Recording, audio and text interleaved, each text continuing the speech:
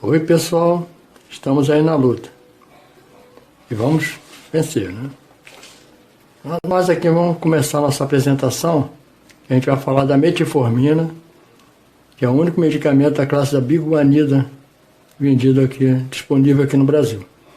Nós estamos em trio para esse trabalho: Gisele, Luiz Alberto, eu e Verônica.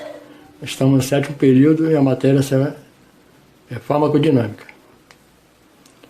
Uma pequena história, o tempo é curto, uma pequena história da metformina. A metformina é um subproduto extraído da planta galega, lilás francês, usada desde a idade medieval. A galegina, usada do início do século XX até 1957. A galegina é extraída posteriormente desse lilás francês, com o nome de glucofage, comedor de glicose. E a partir daí veio se chamar metformina. Interessante que eles, na época, eles tinham um problema com urina, muita urina, algumas pessoas, e muita sede, e descobriram que essa planta tinha propriedade curativa. Agora, comentando sobre a insulina no organismo. No organismo normal, a insulina é proporcional à produção pelas células beta do pâncreas, é proporcional à quantidade de glicose no organismo, né? Pelos receptores, elas captam que tem a glicose, a quantidade, e liberam insulina naquela proporção para homeostase, né? Para equilibrar a situação. Essa insulina no corpo se dirige às células insulino-dependentes e, através do receptor NPP1, adentra a célula, onde é fosforilizada a insulina e é direcionada ao receptor GLUT4, que dará entrada para a glicose na célula, onde ela será armazenada em forma de glicogênio ou transformada em energia, ATP, pelo piruvato. Quando não acontece essa interação ou ela é insuficiente, aí surge o diabetes. Agora, possíveis causas da diabetes: acúmulo de gordura sistêmica, fisiopatologia do pâncreas, mutações e ou causas idiopáticas celulares e hereditariedade. O acúmulo de gordura sistêmica acontece, é uma das principais causas de diabetes, que ela atrapalha essa absorção de glicose nas células insulino-dependentes, que elas bloqueiam a passagem praticamente, né? Muita gordura bloqueia a passagem. Isso faz com que a glicose se acumule no organismo, assim como também a insulina, dando esses problemas todos patológicos, né? E aqui o que tem, nós já sabemos da fisiopatologia do pâncreas, né? Que ele produz pouca insulina. As mutações também atrapalham essa interação de insulina nas células, e hereditariedade, que a gente conhece, pelo menos pelo fato de famílias são mais tendências. Quem tem familiares com diabetes vai ter tendência a ter diabetes, né? A maior tendência. E a raça negra também é suscetível, mais suscetível, né? E aqui vem a referência bibliográfica, e a seguir, Verônica e Gisele dão continuidade ao trabalho. Valeu. Obrigada, Luiz. Bom, vamos falar agora um pouquinho sobre o mecanismo de ação da metformina.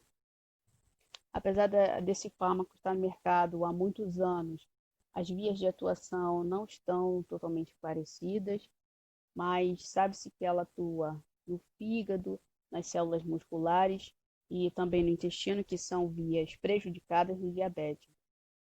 Então, lá no fígado, eu tenho também o controle da glicemia através da gliconeogênese, que libera a glicose em situações de jejum, estresse ou exercícios pesados, e é uma via que é inibida pela insulina. Então, no diabetes eu tenho pouca insulina, então essa via ela fica prejudicada, é uma via que fica exacerbada. Aí a metformina, ela reduz essa gliconeogênese e nós temos então aí uma diminuição da liberação da glicose na corrente sanguínea.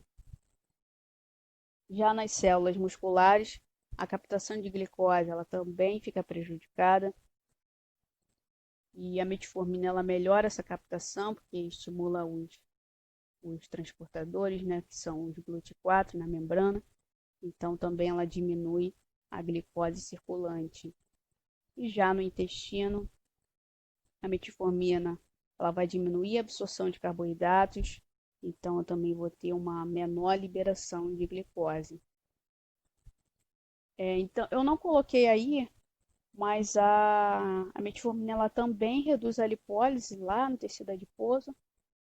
Então, consequentemente, nós temos aí uma diminuição nos níveis de LDL, né, que é o colesterol ruim, e temos um aumento discreto no HDL, que é o colesterol bom. Como a metformina ela atua no fígado, né? Então, pacientes com insuficiência hepática, gente, não devem usar esse fármaco, porque não vai agir da forma que deveria, né? Já que os hepatócitos estão prejudicados. E em pacientes com insuficiência renal também não devem usar esse fármaco, porque pode haver o acúmulo da metformina e aí resultar num maior risco de acidose lática. É uma coisa rara, mas pode acontecer. Efeitos adversos mais comuns, temos diarreia, náuseas e anorexia. São efeitos relatados mais no início do tratamento e estão relacionados com a dose. Então, o paciente ele pode começar de uma dosagem menor e ir aumentando gradativamente.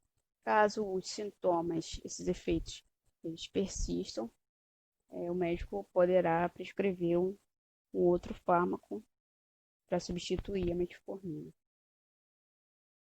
É com você, Gisele. Bom, vou estar dando continuidade, né, na apresentação. Vou estar falando um pouquinho da posologia da metformina.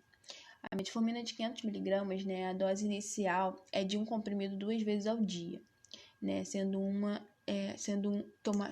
tomada no café da manhã e a outra no jantar. Se necessário, essa dose pode ser aumentada semanalmente de um comprimido até chegar no máximo de 5 comprimidos diários, né, equivalentes a 2.500mg. A metformina de 850mg, a dose terapêutica inicial é de um comprimido no café da manhã. Conforme a necessidade, né, essa dose também pode ser aumentada a cada 2 semanas de um comprimido até chegar no máximo de 3 comprimidos, equivalentes a 2.550mg. E a metformina de 1 grama, né, a dose recomendada dessa metformina de 1 grama é de um comprimido no café da manhã e o outro no almoço, né, ou no jantar.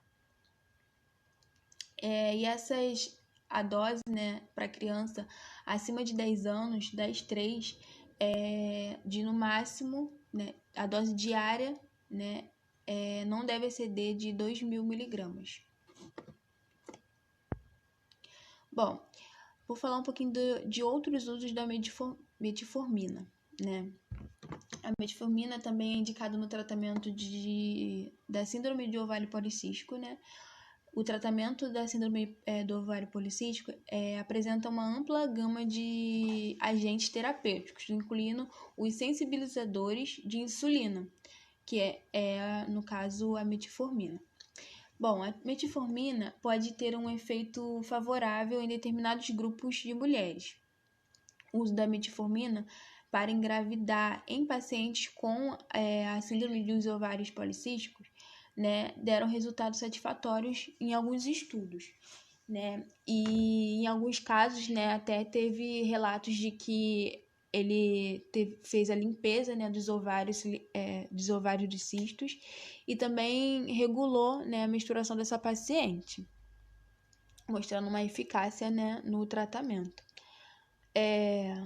Como na maioria das mulheres com síndrome dos ovários policísticos, né, a maioria dessas mulheres são resistentes à insulina, a metformina ela constituiu uma boa ação, né, no tratamento, em alguns casos.